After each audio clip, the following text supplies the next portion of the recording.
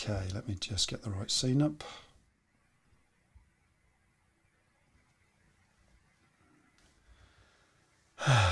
Well, we're just counting down, folks. Morning, everybody, or wherever you are in the world. Good afternoon, good evening, even, if you've had your day today. Hope you've had a great day. We're just starting off our day in the UK.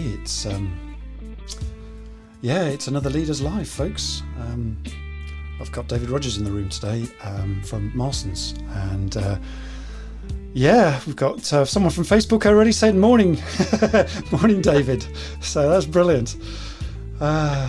It's going to be a great one. We're going to talk about how well-being is setting the agenda for business success. We're just coming out of this pandemic and new hybrid ways of working, and we've all got to accommodate different ways of thinking, really.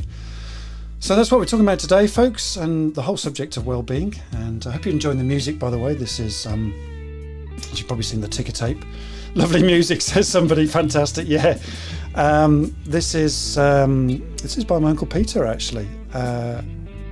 Just getting the live feed up. There we go.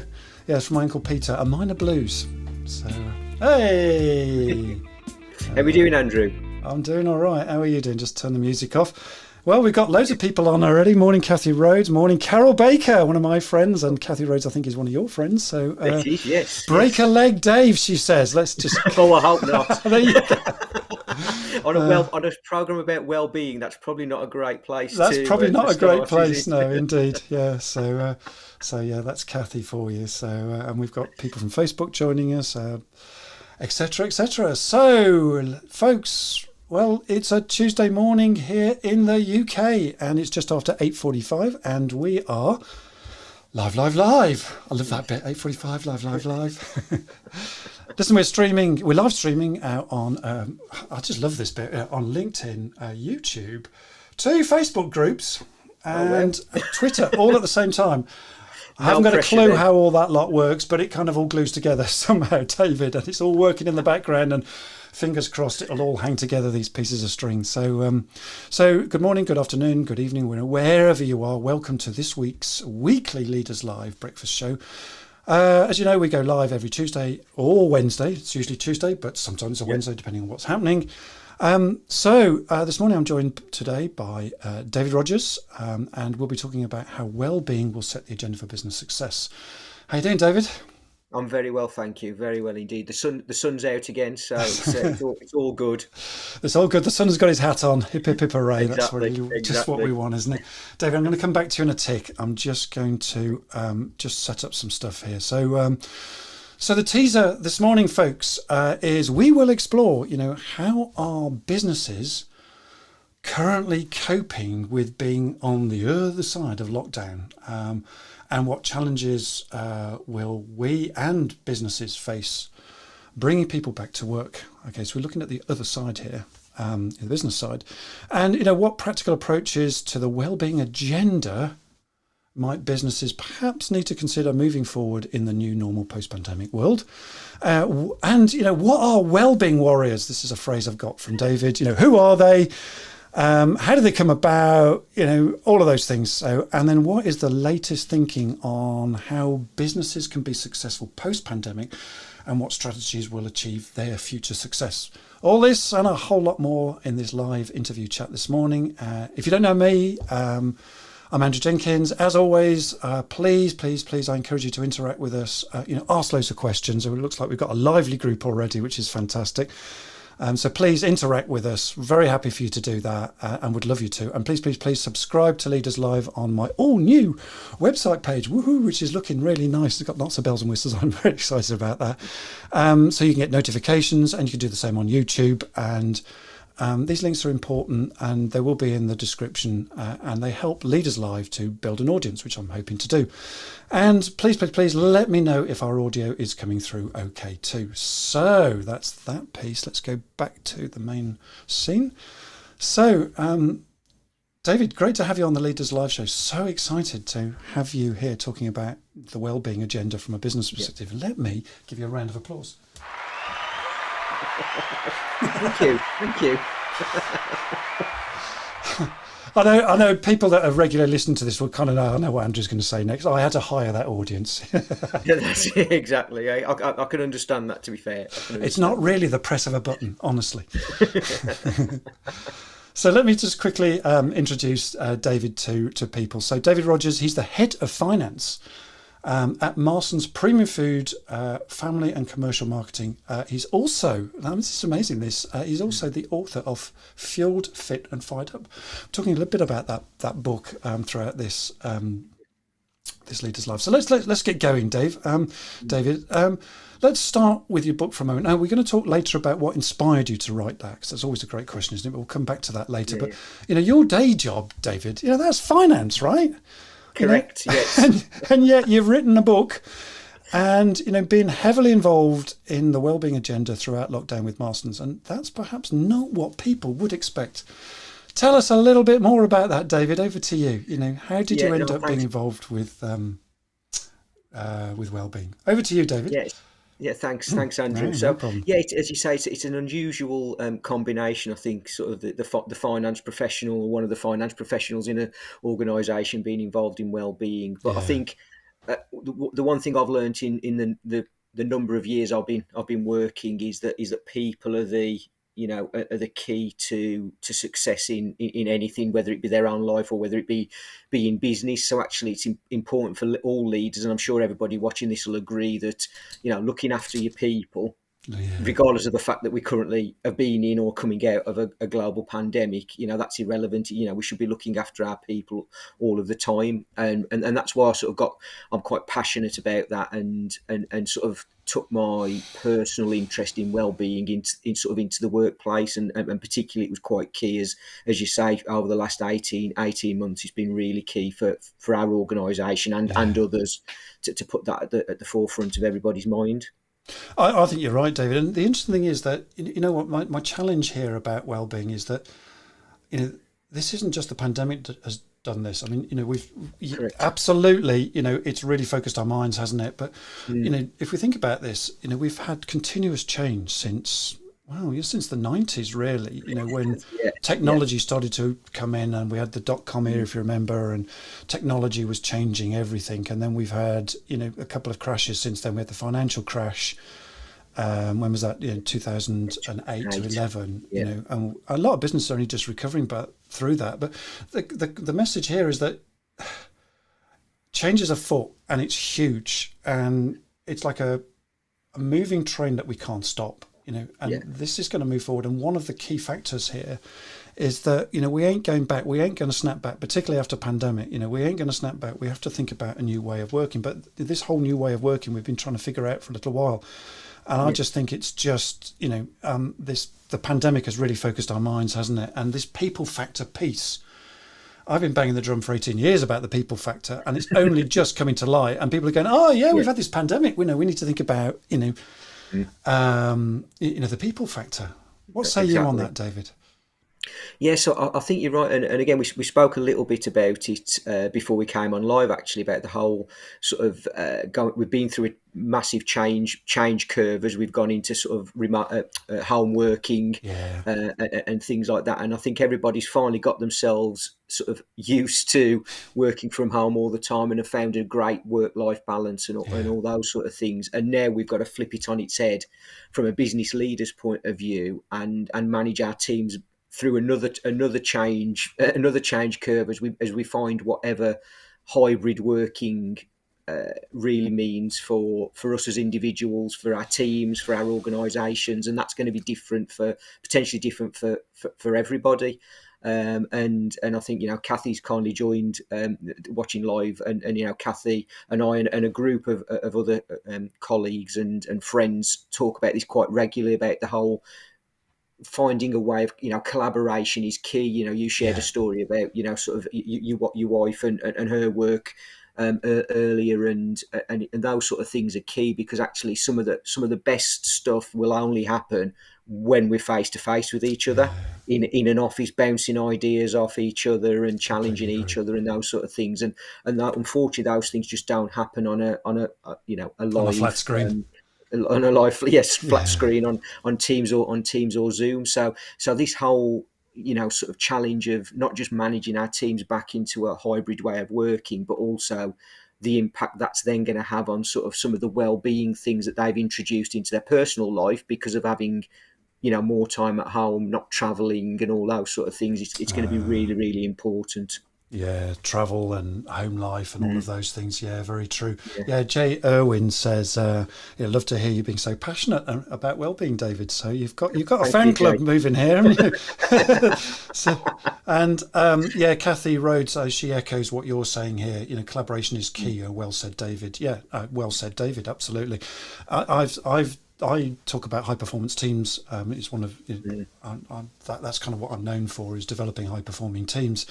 And collaboration is a key part of that. And it's funny how in the pandemic we're only just waking up to that, and it's like, oh yeah, Yeah. it does work, collaboration, doesn't it? Particularly as we're home working. But tell us a little bit more about this. So how are businesses currently coping with being on the other side of lockdown? What are the challenges that businesses are facing trying to bring people back to work now? Then, David, what's your experience Yeah, of well, that?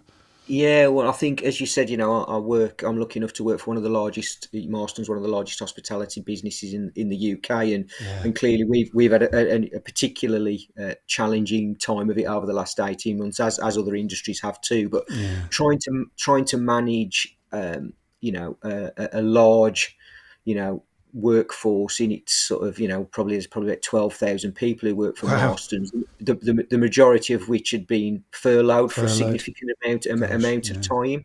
So one of the challenges I think some businesses will find, and certainly I think we have found, is helping people through that well-being journey and coming back to work when people have worked all the way through and not really being furloughed.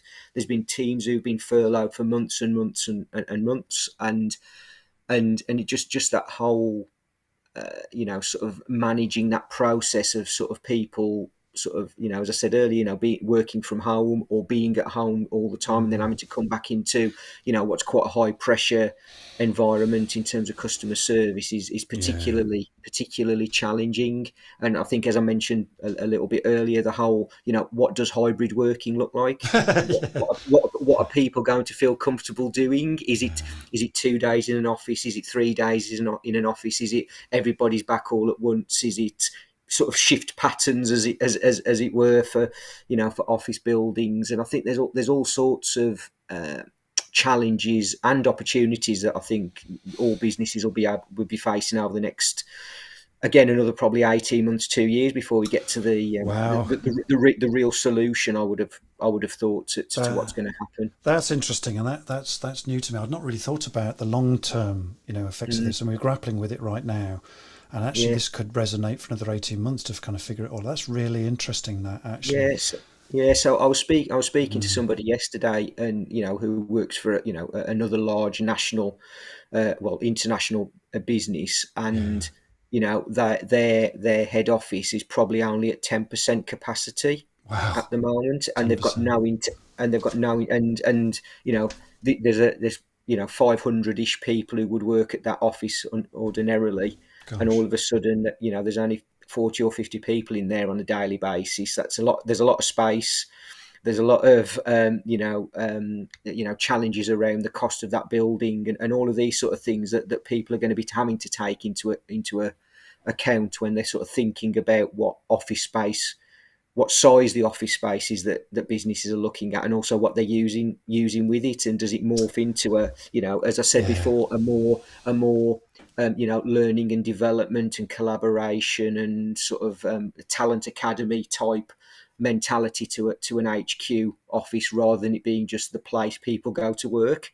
Because I think got it. everybody's proven Yeah, that we can do our normal jobs, our day jobs, as it were, working remotely, whether it be at home, in a coffee shop. In my case, we have lots of meetings in pubs, which is fantastic. But it's might as well take advantage of that, mightn't you? exactly. So there's all these sort of things that we've got to consider as leaders, as to what sits right with us individually, but perhaps more importantly, what sits right with our teams and our people, because not everybody will feel as comfortable as everybody else in terms of their return to work and return to an office space and all of those sort of things. So we've got to be seen to be taking everybody's view.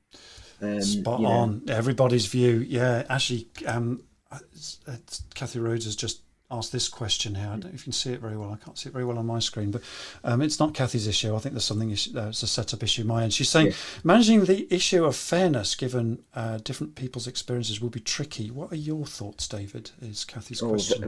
Great question, Kathy. Brilliant question. Well done, Kathy. I wish you'd have asked me that on Friday when I spoke to her, so I could have prepared a really good answer for it, to be honest. Well, we love putting you on the spot, David. So she saved that one up specially for you. Well done, Kathy. Exactly. I think fairness is a real challenge, because as I think we've all experienced, and we spoke about it earlier as well, and we spoke about it a few weeks ago, is that the office environment, people enjoy the social aspect of it. Yes.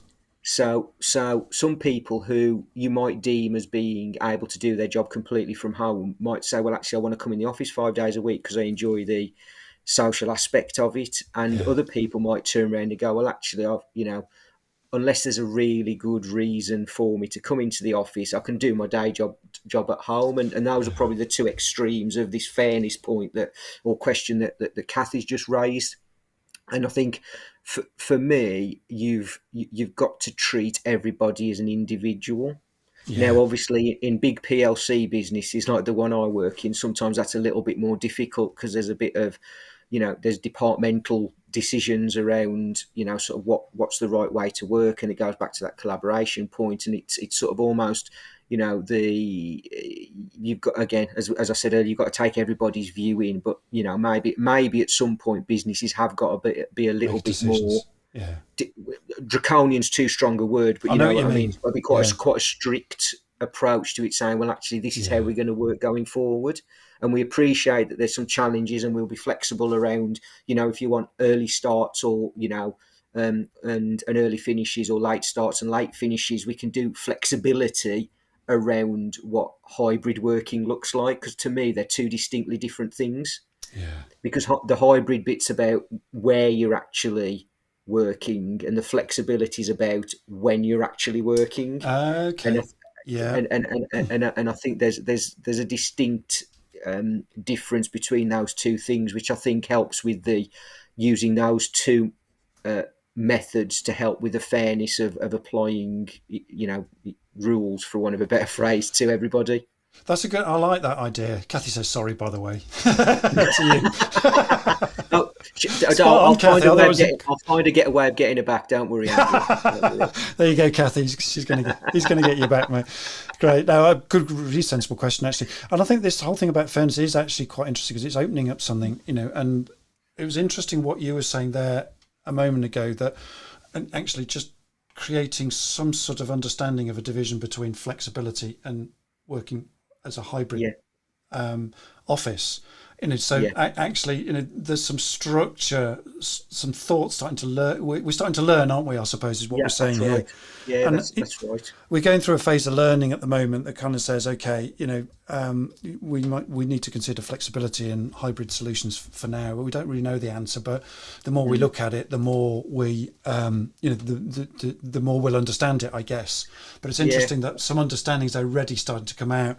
I've got another question in a moment, but Jamal Manan says, let's just bring this up here. Would you consider rewarding those who are in a frontline role differently? Oh, what an interesting question. That's it. I suppose it depends what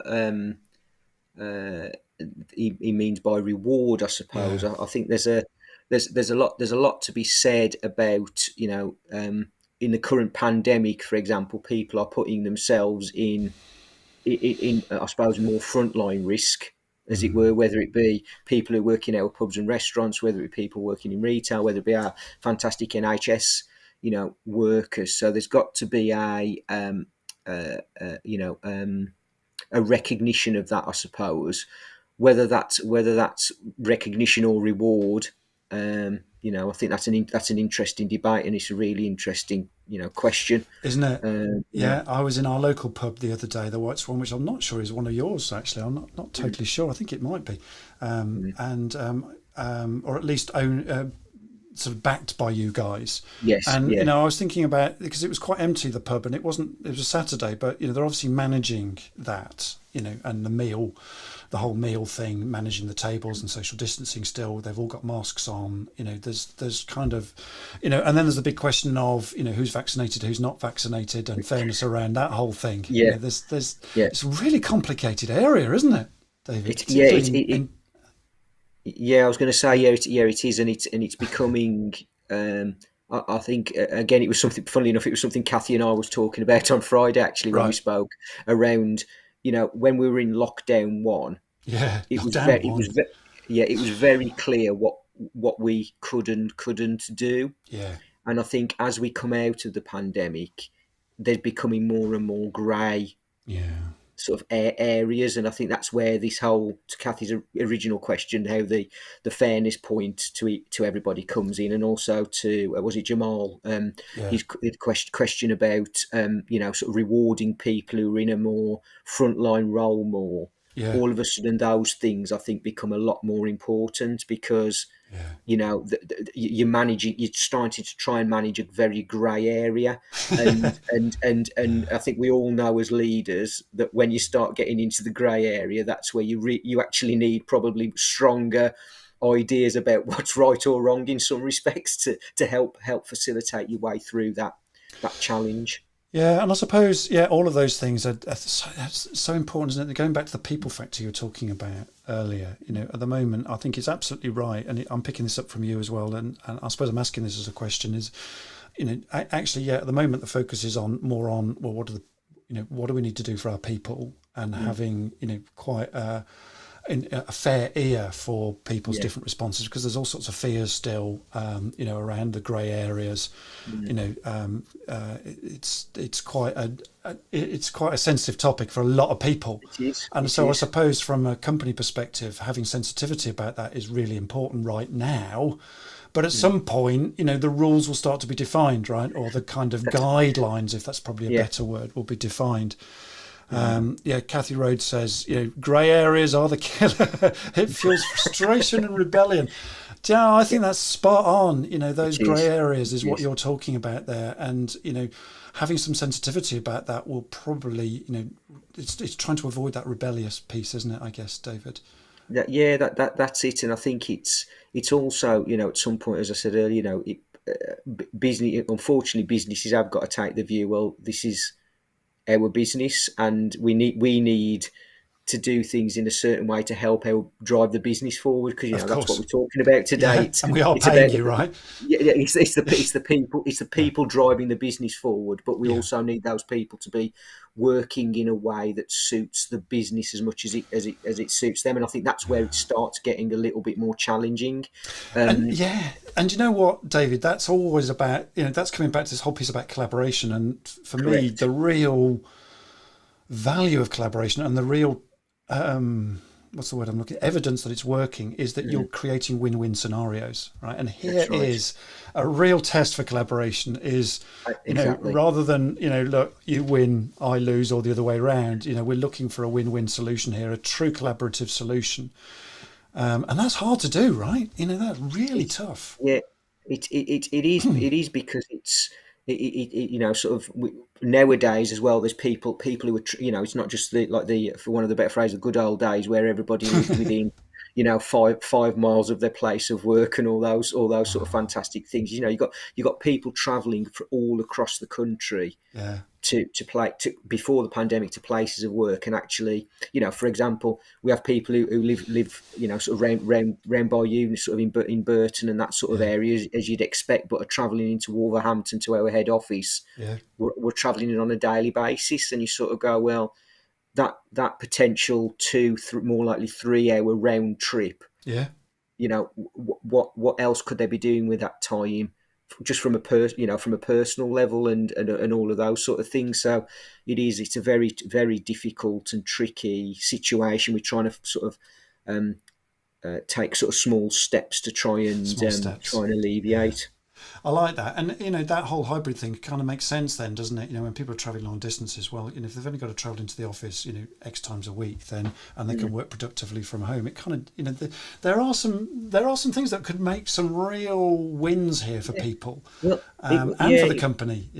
Yeah. Well, and again, I was talking to another friend last week, and they were talking about how sort of if there's a sort of for want of a better phrase, a head office function, and then an operational sort of team out in the field, is pre-pandemic, probably on a Monday and a Tuesday, everybody would be together at the HQ and they'd be talking to each other about problems that they've got and all those sort of things.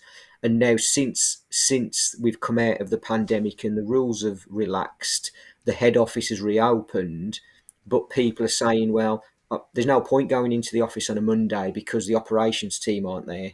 Yeah. And the flip side is the ops team are saying, well, there's no point going into the office because not all the head office people are there. So we're sort of, You can't win, there's can this, you can't win, but there's almost that point about at some point a business has got to say, well, actually, this is how we would like the business to work in a collaborative manner to get the best results for the business, and hopefully with a bit of recognition of the hybrid element and the flexible working element, that will be the win-win situation for everybody. I think it will, and I think that's where business is going to change, isn't it? And I'm going to come back to some stuff on agile on that. You just triggered some thoughts for me. But Stuart Better is one of my mates actually. Hi Stuart, how you doing? Right, enjoying the chat and the subject this morning. Thanks, guys. Just wondering what David's thoughts were on what organisations, companies will need to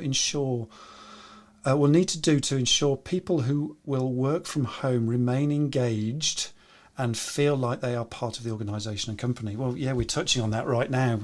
Well, that's really interesting. Actually, sort of, I know we were going to talk about it a little bit later, but it links quite nicely into the Wellbeing Warriors. Oh, great! Let's go on to that Wellbeing Warriors. Yeah.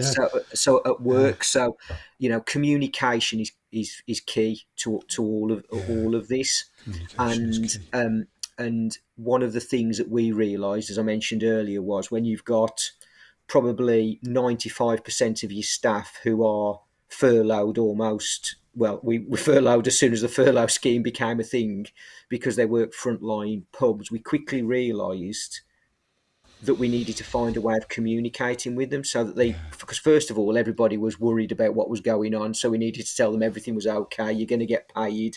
All of those serious things that people were concerned about. Very serious, indeed. And so we set up sort of, for want of a better phrase, a sort of an intranet style communication tool where we were posting documents and regular comms and sort of, we got everybody's email address and all that sort of thing. And that to me was the bit that really engaged our teams throughout it. And it's about keeping that route, that sort of 360-degree route of communication open to everybody. Making the leaders in the business making themselves available to their team members, having that regular touch point with each of their teams, whether it be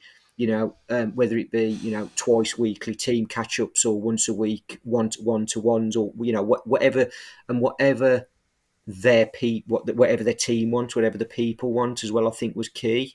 Because that was one of the things that came out was like that different people want communication in different ways, different regularity.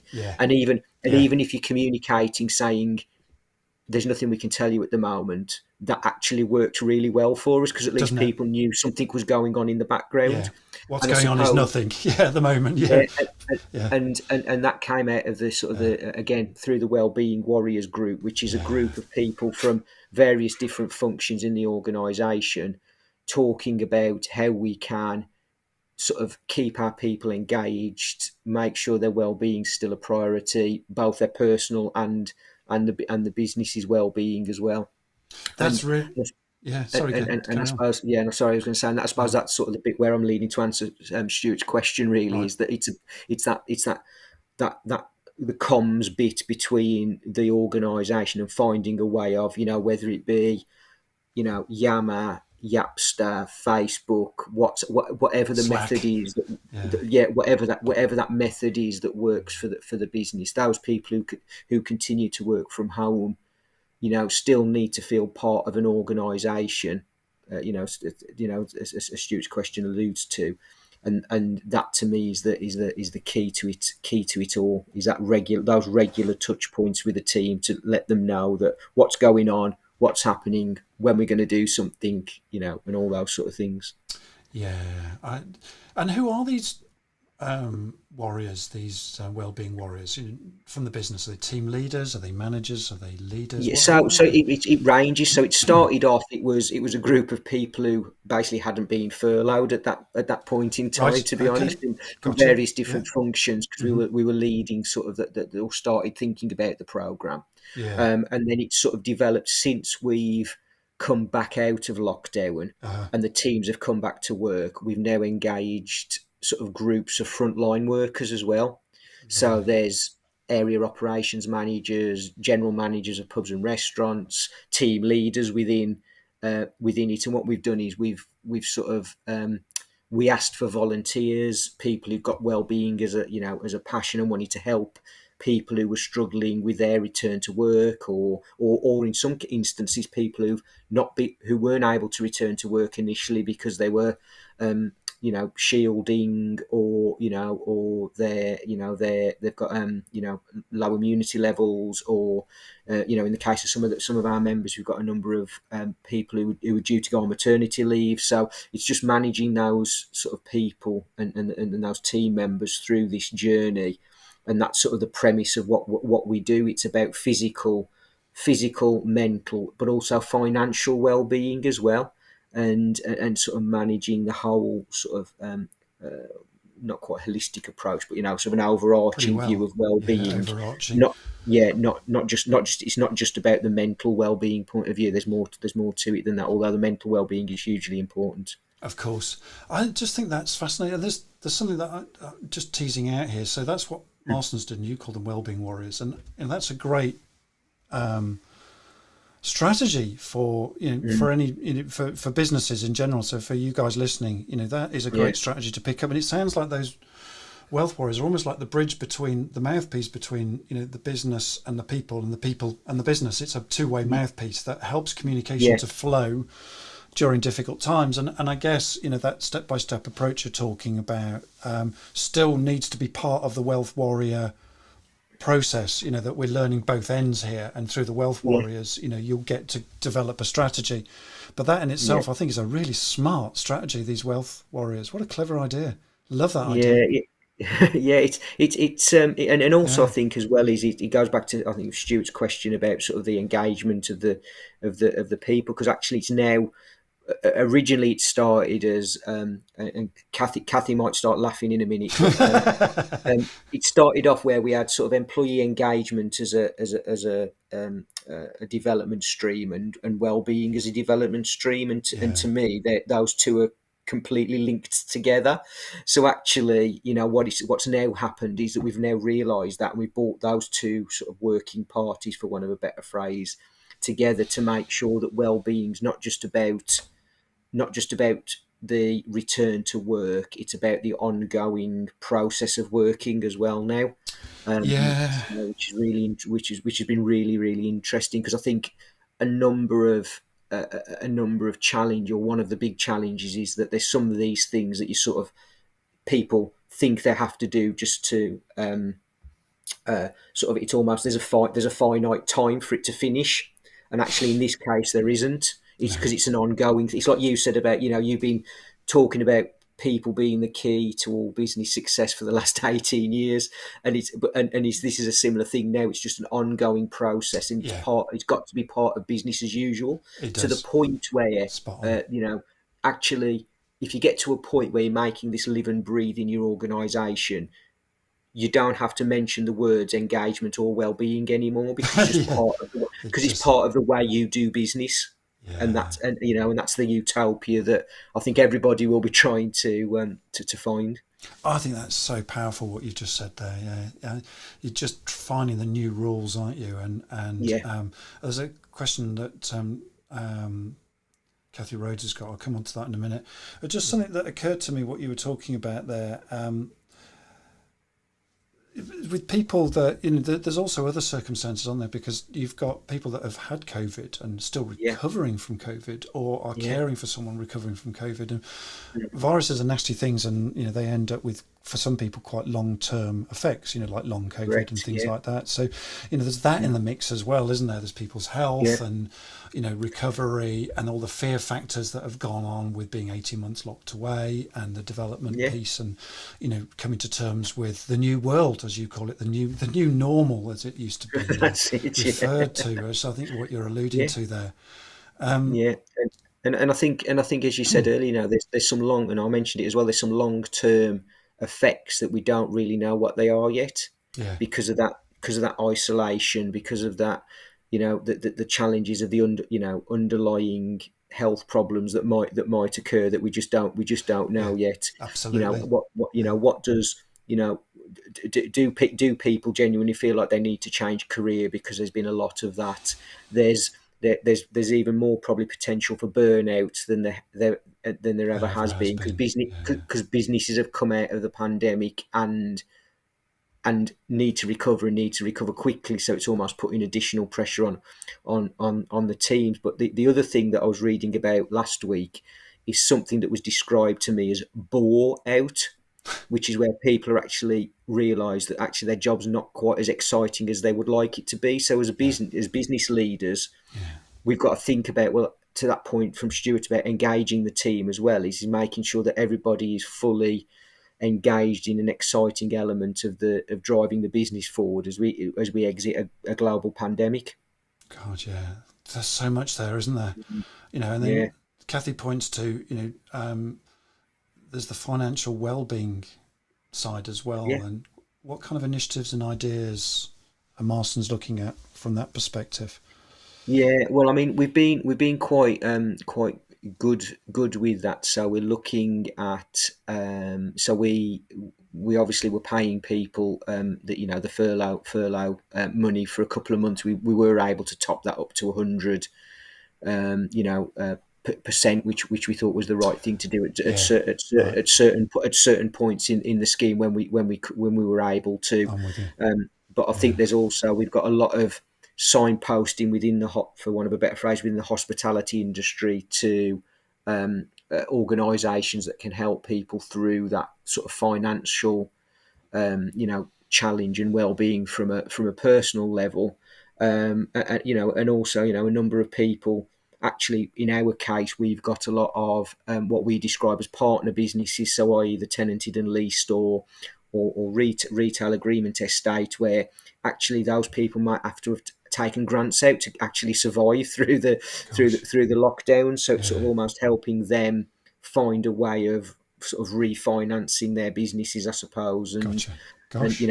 all of those sort of things. And Yeah, and as I said, financial well-being will be huge, because I think people have found, it's a bit bizarre, because people will have found ways to have spend their disposable income in different ways, because we weren't able to go out for yeah, so long. that's exactly. And Yeah, now we're able to go out again. There's sort of a bit of, oh, actually, people might overstretch themselves. So there's things like, some, whether it be, wage advances, signposting people to help with financial advice, yeah, all cap of and those, things like that. Yeah. all of those sort of things are things that we're exploring, as I'm sure other businesses are as well. Yeah, it's very wide reaching, isn't it? So it's not just the Mm, well-being side; it's also the finance well-being side. And then you've probably got, which we won't have time on today, but people's businesses will have changed as well and remodeled through that. yeah, Are you yeah. finding that, very briefly? Are you finding that at Marston's too, or are you able to keep the same business model as you had, and just re-engage it? Yeah, so for us, we sort of, there was obviously a move towards delivery, Yeah, and takeaway a little bit, yeah, when we were able to, but that didn't. I think, as a number of people found, I think people have gone back to the sort of the way they used to be. Bookings, for example, when we first opened, people had to book. So Yes. people have, so we're getting more bookings than we probably would have done pre-pandemic, but people are starting to go back to it's just okay to walk in. The business is back Yeah. to in their eyes, the business is back to normal now. So Gotcha. there's sort of been things that have sort of come and gone and come back again and all sorts of things. So it's still a little bit fluid, I think, Yeah. and I think it won't be till post Christmas probably that we've got a real gauge as to whether what the outlook looks like from our business perspective. Yeah. Gotcha. Okay. So early days yet, and we'll see. But it Yeah, sounds like you're going back to business as normal, and you're yeah. seeing the changes.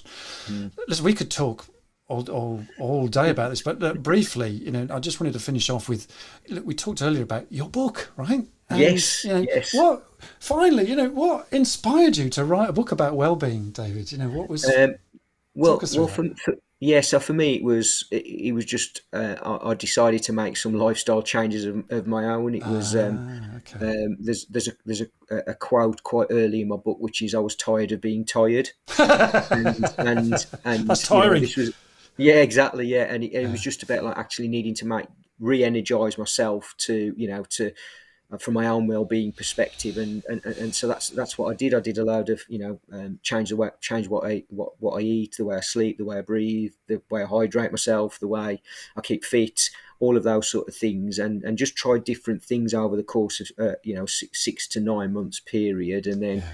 See shared what a few works. things. Mm. A friend of mine, Michael Heppel, who kindly wrote the foreword for my book as well. He started a writing course. At that point, I'd got no intention of writing a book, and next thing you know, I'm a published author in May Fantastic. of Well this done. of this year. So yeah, Well thank you. done.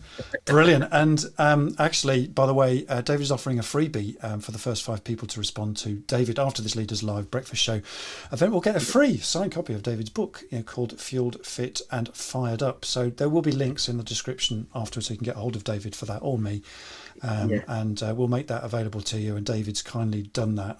I've twisted yeah. his arm into that without too much, without too much. No, I'm more than Yeah. happy to send them out.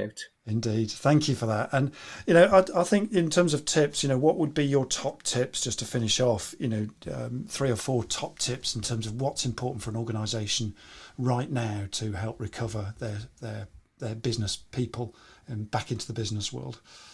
Yeah, I think it goes for me. It's communication. Yeah. Communication is key. Keep that two-way dialogue going. Yeah. That understanding. Listen to what the teams are telling you, but Spot don't on. but don't be frightened to tell the teams what your expectations are from a business point of view as well, because I think people are still looking for guidance and direction coming Yeah. out of the pandemic, Indeed. and I think it's important for even if it's their business to give them that. Yeah, I think you're right. And that learning together is important. So communications, It is. learning together, small steps. We That's talked about it. flexibility and the Yeah, whole hybrid thing as well. And these are 2 correct. separate things. Yeah, And yeah, I think those are the key attributes of what you talked about this morning, yeah. and a whole lot more. So, David, thank you very much. Wow, what a fantastic! I think we might need a round 2 of this at some point. I Yeah, keep no, saying that to everybody. So, more than happy to more than come happy. back again, Andrew. Brilliant. Really enjoyed it. Really Yeah, enjoyed it. Thank likewise, you. likewise. So, listen, David, I'm just going to pop onto a different scene. I'm just going to finish up and tell the folks what's happening next week, etc. Okay. So, let me just. So thank you again, David. Brilliant to have David on the show, and great to have all this wonderful experience from David's finance background, and managing and leading people, and what organisations are doing, and that whole people factor. Phenomenal. So works out really well for Leaders Live. That's just great. Look, I set up Leaders Live with the purpose to edu-tain and explore high performance team topics via informal, fun feedback, back and forth, with interesting people just like David. With a mindset to and a passion really to help leaders and businesses to succeed in these rapidly changing times. It ain't just the pandemic, there's a whole load of stuff going on here. So, and I do believe that this is important for this sort of business generation, really, of business leaders to get success through the people factor, just as David's been talking about today. This whole wellbeing piece is part of that journey, and therefore, so Leaders Live really taps into the innate human superpower. I believe it is a superpower of I to the power of we, and that will change all of that. So Next week's Leaders Live breakfast show is on Tuesday. We're back to Tuesday, and it's the same time, 8:45. And we have Nigel Smith talking about his journey into public speaking and why it is so important. And I really love his title too. He said, is public speaking a fate worse than death? I just think it's brilliant. So we got all that off. Yeah. And there'll be lots of nods in the room on that one, I think. So some people might think so. So I think this topic will be really useful, really interesting too. So I'm looking forward to that and hope that you will do too. So be there or be square, folks. That's all for now. It's a goodbye from me and it's a good day from David, and have a brilliant day. Have a great afternoon or a great evening wherever you are in the world. So, and we'll see you again next Tuesday. And thanks again to David for his wonderful Leaders Live anecdotes and advice and wisdom today. Cheers, David. Thanks, everybody. Thank you. Cheers, everybody. Bye for now. Bye.